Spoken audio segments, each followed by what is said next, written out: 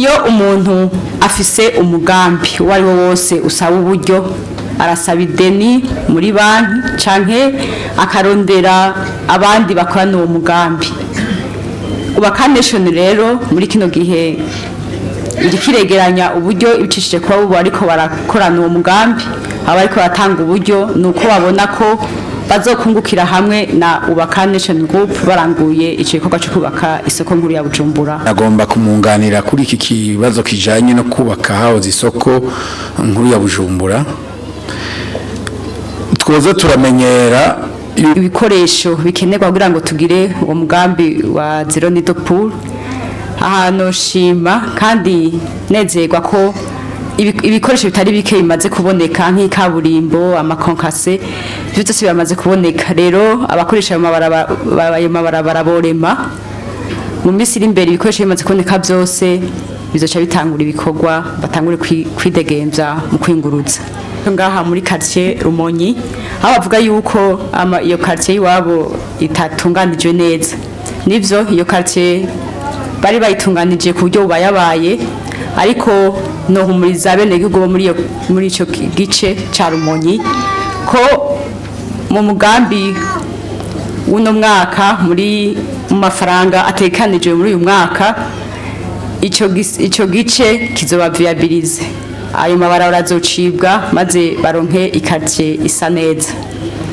Ku kibazo kindi babajije cyo Cigitega Izege no muri Rukoba abahinga b'ubushikiranganje bari bw'inyubako bari ku kivi kugira batunganirize abenegihugu bose barabwa n'ico kibazo. Nkahitwa ku Kimanga na Kabashikiro ico gikorwa cyo gutunganya amaparsera yabo cyaraheze. Abenegihugu bo muri ico gice baremerewe gusaba impapuro kugira ngo babandanye barangura imigambi yabo. Abo benegihugu rero muri Rukoba na Zege borema kuko abakozi abahinga mu bushikiranganje bari ku kivi kandi ibikorwa bigejeje kure. Mu misiri imbere bazoronka aho muri Rukoba bazobasa neza n'amatongo yabo azobafise agaciro kurusha ako afise ubu. Hariya mu Gasenyi muri ca kibanza c'amahegitari 160 abo benegihugu baraje guharurirwa umuzibukiro.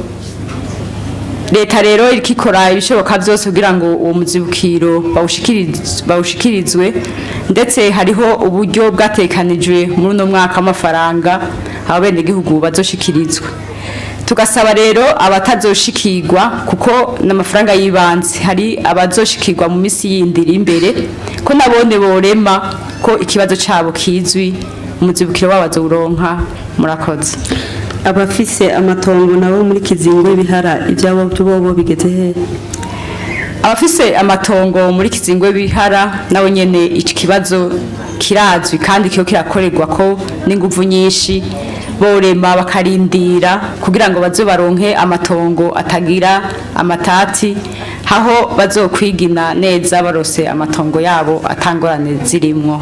Murakoze.